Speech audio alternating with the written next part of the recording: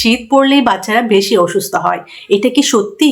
আপনি জানেন কি শীতের 7টি বিপদ আছে যেগুলো অল্প অবহেলায় আপনার শিশুর জন্য মারাত্মক হয়ে উঠতে পারে।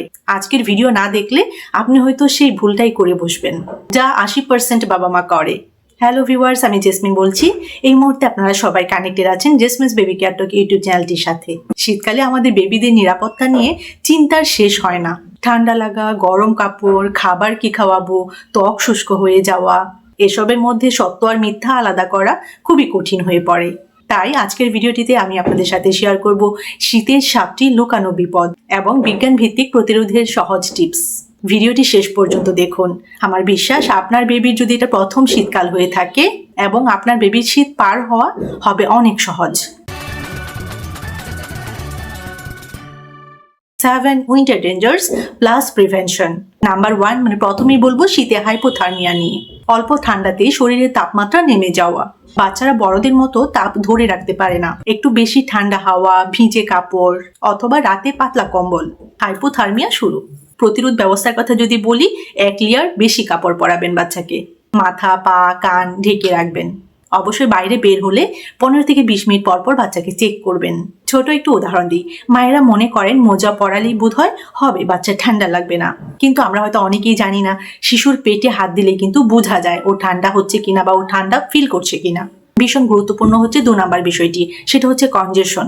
আরো একটু সহজ করে বলি, শীতের শুকনো বাতাসে ব্রিদিং প্রবলেম। বিপদের কথা যদি বলি, দেখুন শীতে বাতাসটা শুষ্ক থাকে, যার ফলে কিন্তু নাক বন্ধ হতে পারে, কাশি হতে পারে এবং এই যে নাক বন্ধ এবং কাশির কারণে কিন্তু বাচ্চার রাতে ঘুম নষ্ট হতে পারে।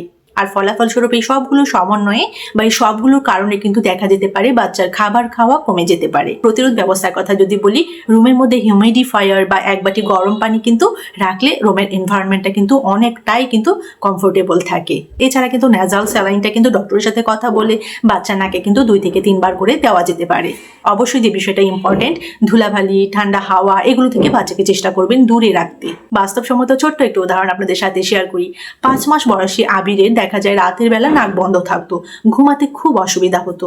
5 মাস বয়সী আবির শুধু দেখা যায় রাতের বেলা কাঁপতো। তো আবিরের মা রুমের মধ্যে হিউমিডিফায়ার ব্যবহার করা শুরু করলো এবং শুধু হিউমিডিফায়ার ব্যবহার করার ফলেই দেখা গেল আবির রাতভর নিশ্চিন্তে এবং আরামে ঘুমোচ্ছে। 3 নম্বর বিষয়টা কিন্তু ভীষণ গুরুত্বপূর্ণ, সেটা হচ্ছে স্কিন ড্রাইনেস এবং এক্সিমা। দেখুন আমরা কিন্তু জানি শীতে ত্বকের ক্ষতি সবচেয়ে বেশি। শীতকালে ত্বক কিন্তু ফেটে রক্ত পর্যন্ত বের হতে পারে।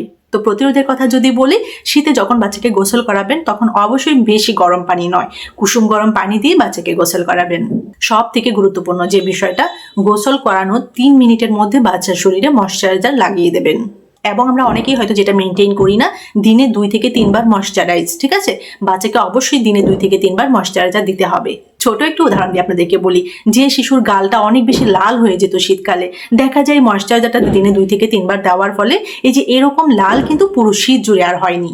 4 নম্বরে যে বিষয়টি বলবো সেটাও কিন্তু ভীষণ গুরুত্বপূর্ণ, সেটা হচ্ছে ভাইরাল ইনফেকশন। দেখুন আমরা হয়তো জানি শীতে ভাইরাল ইনফেকশন অনেক বেশি ছড়ায়। ফ্লু, কোল্ড, RSV শীতে 0 থেকে 5 বছর বয়সী শিশুরা কিন্তু সবচেয়ে বেশি আক্রান্ত হয়।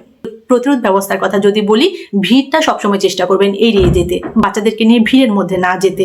তাছাড়া হাত ধোয়ার যে একটা হ্যাবিট, এটাও কিন্তু চেষ্টা করবেন মেনটেন করতে। আমাদের বড়দেরও কিন্তু হাত ধোয়ার হ্যাবিটটা মেনটেন করতে হবে এবং বাচ্চাদেরও হাতটা চেষ্টা করবেন ক্লিন রাখতে। একটু বড় বাচ্চাদের হাতটা চেষ্টা করবেন ধুয়ে দিতে এবং একদম ছোট যে বাচ্চারা রয়েছে তাদের হাতটা চেষ্টা করবেন ওয়াইপস দিয়ে ক্লিন করে রাখতে। ভাইরাস সিজনের সময় চেষ্টা করবেন বাইরে কম বের হতে। তাছাড়া বেবির ঘরটাকে চেষ্টা করবেন ক্লিন করে রাখতে, পরিষ্কার রাখতে।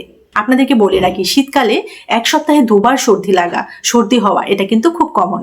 5 নম্বর বিষয়টি কিন্তু ভীষণ গুরুত্বপূর্ণ, সেটা হচ্ছে ওভার হিটিং, বাচ্চাকে অনেক বেশি লেয়ারের কাপড় পরিয়ে রাখা। দেখুন আমরা হয়তো অনেক মায়েরা জানি না বাচ্চাকে অনেক লেয়ারের অনেক বেশি পরে গরম কাপড় পরিয়ে রাখলে দেখা যায় বাচ্চার স্কিনের মধ্যে কিন্তু র্যাশ হতে পারে, র্যাশ হয়। তাছাড়া অনেক বেশি গরম লেগে বাচ্চার মধ্যে কিন্তু একটা অস্বস্তি তৈরি হয়।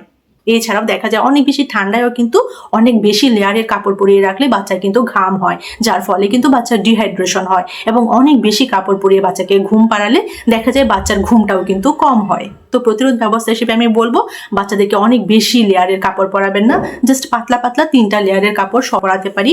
তারপরও কিন্তু বাচ্চাদের টেম্পারেচারটা, বাচ্চাদের অনেক বেশি ঘাম হচ্ছে কিনা সেই বিষয়টা কিন্তু একটু পরে পরে আমাদের কিন্তু চেক করা উচিত। অবশ্যই বাচ্চার ঘাড়ে, পেটে হাত দিয়ে কিন্তু বাচ্চার তাপমাত্রাটা আমাদের চেক করা উচিত। অবশ্যই যেটা করবেন, বাচ্চার বাইরে থেকে যখন ঘরে ঢুকবে, ঘরে ঢুকলে কিন্তু মোটা জ্যাকেটটা খুলে দিবেন। অনেক গার্ডিয়ানরা বলেন এই যে শীতকালে বাচ্চা কিন্তু রাতে বারবার ঘুম ভেঙে যায়, বাচ্চা রাতে ঘুম হয় না। তো অনেক মায়েরাই করেন কি, বাচ্চাকে ব্ল্যাঙ্কেট দিয়ে কম্বল দিয়ে কিন্তু বাচ্চাকে মুড়িয়ে রাখেন, এবং এটাও কিন্তু বাচ্চা বারবার জেগে ওঠার একটি কারণ। 6 নম্বর গুরুত্বপূর্ণ বিপদটির কথা বলবো, সেটা হচ্ছে ভিটামিন ডি কমে যাওয়া। শীতকালে দেখা যায় রোদ কম পাওয়ায় হাড় দুর্বল হয়, ইমিউনিটি কমে যায়, ঘুমের ব্যাঘাত হয়। প্রতিরোধের কথা যদি বলি, প্রতিদিন সকালে 10 থেকে 15 মিনিট বাচ্চাকে নিয়ে রোদে বসবেন, রোদ লাগাবেন বাচ্চাকে। ডাক্তারি পরামর্শে বাচ্চাকে ভিটামিন ডি ড্রপ দিতে পারেন। 7 নম্বর গুরুত্বপূর্ণ বিষয়টি হচ্ছে শীতে পানি শূন্যতা, ডিহাইড্রেশন। দেখা যায় শীতে তৃষ্ণা কম পায়, পানি কম খাওয়া হয়, ইউরিন পাস কম হয়, মানে প্রস্রাব কম হয়, এবং দেখা যায় কোষ্ঠকাঠিন্যের যে প্রবলেমটা সেটা একটু বেড়ে যায়। তো প্রতিরোধ ব্যবস্থা হিসেবে কি করতে পারি? বাচ্চার বয়স যদি 6 মাসের বেশি হয় তাহলে তরল খাবারটা সেটা বাড়িয়ে দিতে পারি। অবশ্যই বাচ্চা যদি ব্রেস্ট ফিড করে তাহলে ব্রেস্ট ফিডটা কিন্তু কন্টিনিউ করতে হবে। বাচ্চার স্ন্যাক্স টাইমে বাচ্চাকে আমরা গরম স্যুপ করে দিতে পারি, গ্রেভি করে দিতে পারি। তো ফাইনালি আমি আপনাদেরকে বলবো, শীতটা কিন্তু খুব সুন্দর, কিন্তু যত্নহীন হলে কিন্তু বিপদ হতে পারে। এই 7টি সতর্কতা মেনে চললে আপনার বেবি কিন্তু পুরো শীত জুড়ে থাকবে অনেক বেশি হ্যাপি, হেলদি এবং সুরক্ষিত। ভিডিওটি এখানে শেষ করছি। কেমন লেগেছে আজকের ভিডিও অবশ্যই আমাকে কমেন্ট সেকশনে জানাবেন। আর এরকম ছোট বড় আরো অনেক ইনফরমেটিভ ভিডিওস পেতে আমার চ্যানেলের সাথে কানেক্টেড থাকবেন। সবাই ভালো থাকবেন, বাচ্চাদেরকে ভালো রাখবেন। আল্লাহ হাফিজ।